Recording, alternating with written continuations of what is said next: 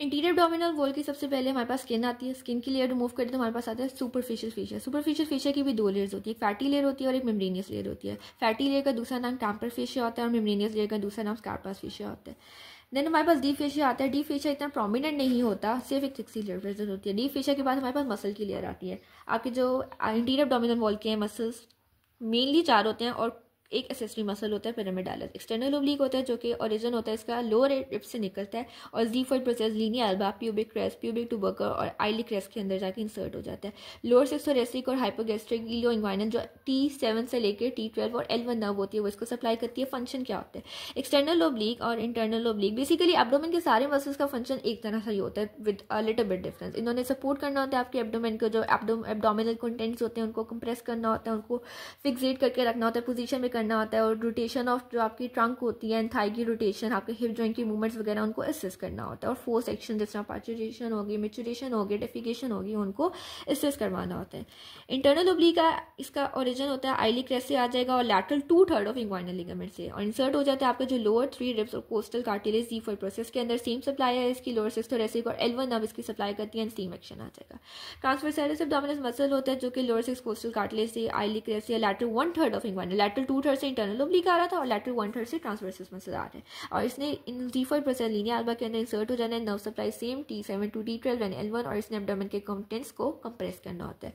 Rectus abdominal muscle हो जाएगा। Symphysis pubis और प्यूबिक क्रेस्ट से ओरिजिन होता है। 5th 6th and 7th costal cartilage xiphoid process में इंसर्ट करेगी। लोअर सिक्स थोरेसिक जो आपकी नर्व्स होती हैं वो सप्लाई करेगी और इसने भी एब्डोमेन के कंटेंट्स को कंप्रेस करना होता है। पिरामिडालस होता है जो मोस्टली रेक्टस एब्डोमिनस के साथ ही प्रेजेंट होता है। इंटीरियर सर्फेस ऑफ प्यूबिस से आ जाएगा, लीनियर एल्बा में इंसर्ट हो जाएगा। 12th नर्व इसको सप्लाई करेगी और इसने लीनियर एल्बा को टेंस करना होता है।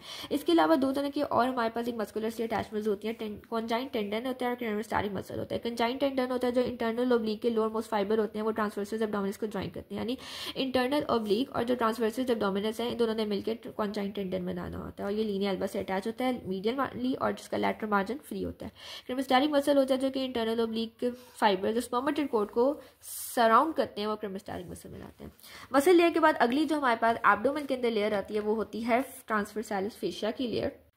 ट्रांसवर्सैलिस फेशिया वो होता है जो कि आपके ट्रांसवर्सस एब्डोमिनस मसल होता है उसके इनर सरफेस को लाइन करता है। इसकी अटैचमेंट देखिए तो ये एंटीरियरली लीनियर एल्बा से अटैच होता है अबव द अम्बिलिकस। पोस्टीरियरली आपका जो है थोरैकोलंबर फेशिया उसके साथ मर्ज करके जो रीनल फेशिया जो आपका किडनीज को सराउंड करता है उससे कंटिन्यू कर जाएगा। सुपीरियरली इसके लिए डायफ्रामेटिक फेशिया प्रेजेंट होता है। इन्फीरियरली नीचे की तरफ इसमें आइली क्रेस्ट होता है और इंग्वाइनल लिगामेंट होता है और साइड्स में medially pubic tubercle, pubic crest and pectineal line present होती है। इंटीरियर एब्डोमिनल वॉल की जर्नल नर्व सप्लाई देखिए जो उसकी स्किन की सर्फेस को सप्लाई करता है तो मोस्टली T7 से T12 और L1 नर्व्स होती है। इसके एंटीरियर एमआई होते हैं वो सप्लाई करते हैं। आपके ओरिजिनेट करेंगे इंटरनल ओब्लिक और ट्रांसवर्सस मसल्स के थ्रू पास करते हुए आपके जो इंटीरियर एब्डोमिनल वॉल उसके मसल्स और पेराइटल पेरिटोनियम, दो पेरिटोनियम की लेयर होती है, पेराइटल एंड विज़रल पेरिटोनियम।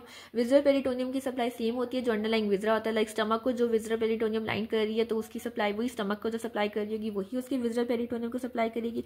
जो पेराइटल पेरिटोनियम है उनको ये वाली नर्व सप्लाई करेगी। और ये डर्माटोम्स कुछ हैं जो बहुत इंपॉर्टेंट है एमसीक्यूज़ के पॉइंट ऑफ व्यू से।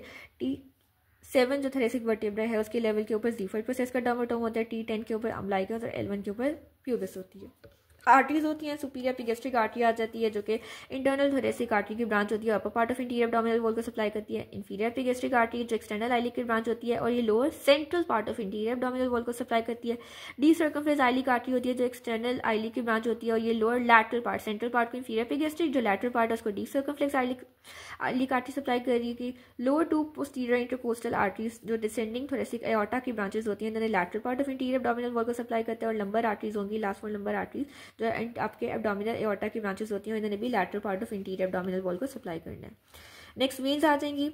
लैटरल थोरेसिक वेन होती है अबव द अम्बिलिकस ड्रेनेज करेगी और आगे जाके एक्सिलरी वेन के अंदर चली जाएगी। सुपरफिशियल एपिगैस्ट्रिक और ग्रेट सफेनस वेन है जिन्होंने अम्बिलिकस से नीचे सारी वेन्स कलेक्शन करनी है और फिमोरल वेन में चली जाएगी। Superior epigastric, inferior epigastric, D circumflex iliac जो इंटरनल थोरेसिक और एक्सटर्नल आइलिक की ब्रांचेस होती हैं और इन्होंने आगे उसमें जाकर ड्रेन कर जाना है। डी सर्कमफ्लेक्स आइलिक आ जाएगी। पोस्टीरियर इंटरकोस्टल है उसने एजाइगस में चला जाता है। लंबर वेन है इंफीरियर वेन कैवा में चला जाना है। लिम्फेटिक्स जाएंगे तो हमारे पास अबव द अम्बिलिकस जो है interior group of axillary pectoral group of nodes में चला जाएगा और below the umbilicus superficial inguinal nodes में चला जाएगा। और इसके बाद हमारे पास आइलिक बैक, ये था फ्रंट के। बैक साइड पे देखिए, बैक साइड पे above the iliac rest posterior axillary group of lymph nodes में चला जाएगा और below the iliac rest superficial inguinal lymph nodes में चला जाएगा। Next topic is hernia. Hernia basically होता है कि कोई चीज़ अपनी ओरिजिनल जगह को छोड़ के किसी होल या किसी डिफेक्ट के थ्रू आसपास के जो वॉल्स वीक हो गई है उसके थ्रू ट्रैवल करके कहीं और आ जाए।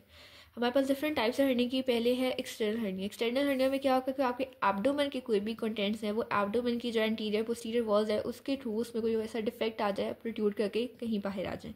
इंटरनल हर्निया में क्या होगा, इंटेस्टाइन या फिर ओमेंटम। ओमेंटम बेसिकली कवरिंग होती है जो पेरिटोनियम की जो इंटेस्टाइन्स को हैंग करती हैं, वो अपने इंटेस्टाइन या फिर मोमेंटम उनका ऐसा करके एब्डोमेन कैविटी से अपने एपिप्लोइक फोरामेन या paraduodenal recess. Epiploic foramen is an opening होता है आपके एब्डोमेन में, आगे हम इसी डिटेल में इसको देखेंगे पेरिटोनियम वाले चैप्टर में, उसके थ्रू प्रोट्रूड करके किसी दूसरी जगह पे आ जाए अपनी ओरिजिनल जगह को छोड़ के। हर्निया के 3 कॉम्पोनेंट्स होते हैं, 3 पार्ट्स में हर्निया को डिवाइड किया होता है। एक उसका सैक होता है, उसके कंटेंट्स होते हैं, उसके कवरिंग होते हैं। सैक में उसका नेक को उसकी बॉडी आता है, कंटेंट्स उसमें क्या चीज़ है, उसमें इंटेस्टाइन है या फिर आपके पेरिटोनियम का पार्ट है, मोमेंटम है, क्या चीज़ है जो आपकी मूव करते हुए बाहर आ रही है। उसके बाद लेयर्स के उसके ऊपर कौन कौन सी है, जैसे हमने एब्डोमेन की अपनी एंटीरियर एब्डोमिनल वॉल की एब्डोमेन की लेयर्स देखी कि स्किन होती है, सुपरफिशियल फेशिया, डीप फेशिया होती है, फिर ट्रांसवर्सैलस फेशिया होती है। इसी तरह उसकी कौन कौन सी कवरिंग आ रही है। इरिड्यूसिबिलिटी हर्निया में स्टार्टिंग में क्या हो जाए, आपके इंटेस्टाइन फॉर एग्जांपल अगर इंटेस्टाइन के लूप्स है, स्मॉल इंटेस्टाइन या लार्ज इंटेस्टाइन, वो हर्निएट करके बाहर आ रहे हैं तो वो केसेस में वापस भी चले जाते हैं। अगर वो वापस ना जा रहे हो तो उसको इरिड्यूसिबल हर्निया कहते हैं। ऑब्स्ट्रक्शन क्या कहते हैं, बाज़ औक़ात जो आपके लूप्स हैं वो आपके पास करके आएंगे और किसी किस्म की ब्लॉकेज वगैरह करवा देंगे, अब तो उसको हम ऑब्स्ट्रक्शन, इंटेस्टाइनल ऑब्स्ट्रक्शन का नाम ही देते हैं। स्ट्रैंगुलेशन जब आपकी कोई चीज़ आएगी नो एंट्री जोन में चली जाएगी, छोटी सी होल है उसके थ्रू पास करेगी, वहाँ की आर्टरीज वेसल्स जो जा रही होगी इनको कंप्रेस करेगी, जिसकी वजह से उसकी ब्लड सप्लाई ब्लॉक हो जाएगी और नेक्रोसिस हो जाएगा उस पर्टिकुलर जगह का, इसको हम स्ट्रैंगुलेशन कहते हैं। एक्सटर्नल हर्निया की हम मज़ीद टाइप्स देखेंगे। पहले है अम्बलाइकल हर्निया। अम्बलाइकल जो आपका नॉर्मल स्कार होता है इंटीरियर एब्डोमिनल वॉल के, उसके थ्रू अगर कोई चीज़ ओमेंटम मेसेंट्री या इंटेस्टाइन का कंटेंट लूप करके बाहर आ रहा है उसको हम अम्बलाइकल हर्निया कहते हैं।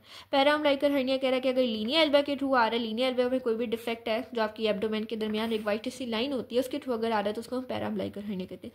फीमोरल हर्निया, फीमोरल कैनाल हमने लास्ट ईयर पढ़ी थी आपके थाई के चैप्टर में। फीमेल में क्योंकि लार्जर होती है, उनके लार्जर पेल्विस की वजह से तो more common femoral hernia female में ज़्यादा कॉमन है। और इसमें भी क्या है कि फीमोरल कैनाल के थ्रू कोई आपका इंटेस्टाइन का या फिर कोई भी एब्डोमेन का कंटेंट प्रोड्यूस करके बाहर आ रहा है। एपिगैस्ट्रिक है, अगर आपका लीनियर एल्बा के अपर पार्ट से हो जाए। इंसाइजनल है कि सर्जरी के लिए कोई आपने एंट्रोलेटर एब्डोमेन के अंदर कोई भी एंट्रोलेटर वो या किसी भी जगह पे कोई इंसीजन दिया हो और बाद में सर्जरी का कोई डिफेक्ट हो गया हो, उसके थिंग से वो क्लोज ना हो सकी जिसकी वजह से आपका वो प्रोड्यूस करके बाहर आ गया। और इस केस में मोस्टली आपकी स्पाइनल नर्व जो एब्डोमेन की उस पर्टिकुलर वॉल को सप्लाई कर रही होती है जिसमें इंसीजन हुआ था, उसकी सप्लाई भी लॉस्ट हो जाती है, कटिंग हो जाती है उनकी। जो डाइवेरिकेशन ऑफ रेक्टाइल मोस्टली आपके मल्टीपैरस फीमेल में होता है। मल्टीपैरस फीमेल जिसके काफ़ी बेबीज़ होते हैं, यानी एक से ज़्यादा बेबीज़ होते हैं, एक दफ़ा डिलीवरीज नहीं होती है उसकी, उसमें आपके क्या आता है रेक्टाइल मसल ऑफकोर्स वीक हो जाएंगे, उसके डिफरेंट मसल्स उसके थ्रू डेविकेट करके आ सकती है। लंबर हर्निया नेक्स्ट है जो आपके लंबर ट्रायंगल के थ्रू होता है। लंबर ट्रायंगल आपका पोस्टीरियर एब्डोमिनल वॉल में छोटी सी ट्रायंगुलर सी स्पेस बनती है जिसकी बाउंड्रीज में हमारे पास आइलेट क्रेस्ट आता है, लिटिस्मस डोर्साई का एंटीरियर बॉर्डर और एक्सटर्नल ओब्लिक का पोस्टीरियर बॉर्डर। इंग्वाइनल हर्निया, अगर इंग्वाइनल कैनाल के थ्रू आपके कोई कंटेंट्स एब्डोमेन के ट्रेवल करते हुए बाहर आ रहे हैं तो हम उसको इंग्वाइनल हर्निया। इंग्वाइनल हर्निया 2 तरह के होते हैं, इनडायरेक्ट एंड डायरेक्ट। इनडायरेक्ट में आपका डीप इंग्वाइनल रिंग या फिर सुपरफिशियल इंग्वाइनल रिंग या इंग्वाइनल कैनाल के थ्रू आपके कंटेंट्स ट्रेवल करते हैं स्क्रॉटम में आ जाते हैं इन मेल्स, तो हम उसको इनडायरेक्ट इंग्वाइनल हर्निया कहते हैं। मोस्टली आपके मेल इनफैक्ट्स में बच्चों में कॉमन होता है और इसमें जो नेक होती है, जो हमने हर्निया के देखे थे 3 कॉम्पोनेंट होते हैं, सैक होता है, सैक में बॉडी और नेक होती है, जिसकी नेक होती है नैरो होती है। डायरेक्ट के अंदर क्या होगा कि अगर आपके इंग्वाइनल कैनाल के किसी वॉल के थ्रू आ रही है, इसमें क्या थी ओपनिंग के थ्रू, हमने जो डिफेक्ट्स देखे थे ना कि इंग्वाइनल कैनाल में 2 डिफेक्ट होते हैं, एक डीप इंग्वाइनल रिंग का होता है, सुपरफिशियल इंग्वाइनल रिंग, उसके थ्रू आएगा तो इनडायरेक्ट। और अगर उसकी जो वॉल्स के थ्रू आ रहे हैं posterior wall mostly inguinal canal की वीक होती है, उसके थ्रू आएगा। या फिर ट्रायंगल ऑफ हेसलबर्ग, ट्रायंगल ऑफ हेसलबर्ग वहाँ पे एक ट्रायंगुलर सी ओपनिंग बनती है, इसकी बाउंड्रीज अगर हम देखें तो इंफीरियरली ट्रायंगल ऑफ हेसलबर्ग में इंग्वाइनल लिगामेंट होता है, लैटरली इंफीरियर एपिगैस्ट्रिक आर्टरी बनाती है और मीडियली यहाँ पे रेक्टस एब्डोमिनस का लैटरल बॉर्डर होता है। सो ये हेसलबर्ग ट्रायंगल के थ्रू या फिर आपके एब्डोमेन की जो वॉल है, इंग्वाइनल कैनाल की जो वॉल्स है उसके थ्रू आएगा तो उसको हम डायरेक्ट कहते हैं। मोस्टली ये ओल्डर मैन में होता है, इसकी नेक नैरो थी, इसकी नेक वाइट थी। इसका ये डिफरेंस के टेबल है जो बहुत इंपॉर्टेंट है, आपकी वीडियो में भी बना हुआ है। ईटियोलॉजी यानी इसका कॉज क्या होता है, उसमें इंडायरेक्ट में मोस्टली प्रीफॉर्म सैक होता है, इसमें उसकी वॉल की वीकनेस की वजह से होता है। प्रेसिपिटेटिंग फैक्टर यानी जो उसको मजीद बढ़ा देते हैं, इसमें तो कोई भी नहीं है, बट इसमें अगर क्रॉनिक ब्रोंकाइटिस है या फिर मेल में प्रोस्टेट ग्लैंड होता है वो इंलार्ज हो जाता है आफ्टर अ पर्टिकुलर एज, तो वो भी इसको कंट्रीब्यूट करता है। ऑन स्टैंडिंग हर्निया, आपका हर्निया का चेक करने का तरीका होता है, कफिंग होती है मोस्टली, आपके कंटेंट में बाहर बल्जिंग से नजर आ रहे होते हैं, एक्सटर्नली भी आपको नजर आ रहे होते हैं। तो जो इनडायरेक्ट में होगा उसमें आपके कंटेंट जब आप स्टैंड करोगे या मूवमेंट करोगे तो वो नहीं निकलेंगे, बट डायरेक्ट के अंदर निकल आएंगे। डायरेक्शन ऑफ सैक क्या होता है, आपकी जो डीप इंग्वाइनल रिंग से ट्रेवल करता है सुपरफिशियल, वहाँ से बाहर आ जाएगी इसमें, यानी डायरेक्शन डीप इंग्वाइनल रिंग के थ्रू आ रही है, और यहाँ पे हिसलबर्ग ट्रायंगल के थ्रू आ रही है। ऑब्स्ट्रक्शन इसमें नहीं ज़्यादा कॉमन होती है, इसमें कॉमन नहीं होती है। इंटरनल रिंग ऑक्लूजन टेस्ट में नहीं होता, और इसमें स्वेलिंग डायरेक्ट में हमें स्वेलिंग नजर आती है। कवरिंग्स इतनी होती है, हमने देखा था हर्निया के 3 कंपोनेंट होते हैं, सैक, कॉन्टेंट्स और कवरिंग। सैक हो गया, इसमें नेक आ गई, उसके बाद कवरिंग्स आती हैं। जो इंटरनेक होती है उसकी कवरिंग में सबसे पहले एक्स्ट्रा पेरिटोनियल टिश्यू आता है इंटरनल साइड पर, फिर इंटरनल स्पर्मेटेड फेशिया, क्रेमास्टैटिक फेशिया आते हैं, एक्सटर्नल स्पर्मेटेड फेशिया, और सबसे बाद में स्किन आती है। और जो डायरेक्ट इंग्वाइनल हर्निया होता है उसके 2 पार्ट्स होते हैं, लैटरल होता है मीडियल, जो अम्बिलिकल आर्टरी पास कर रही होती है यहाँ से, जो डायरेक्ट को डिवाइड कर जाती है। जो लैटरल होती है उसकी कवरिंग में हमारे पास आती है extra peritoneal tissue, fascia transversalis आती है उसकी लेयर, फिर क्रेमास्टैटिक फेशिया की लेयर आती है, एक्सटर्नल स्पर्मेटेड फेशियल स्किन, और जो मीडियल होता है उसमें हमारे पास आता है external peritoneal tissue, fascia transversalis आता है, कंजाइन टेंडन आता है, फिर एक्सटर्नल स्पर्मेटेड फेशिया, और लास्टली स्किन आता है।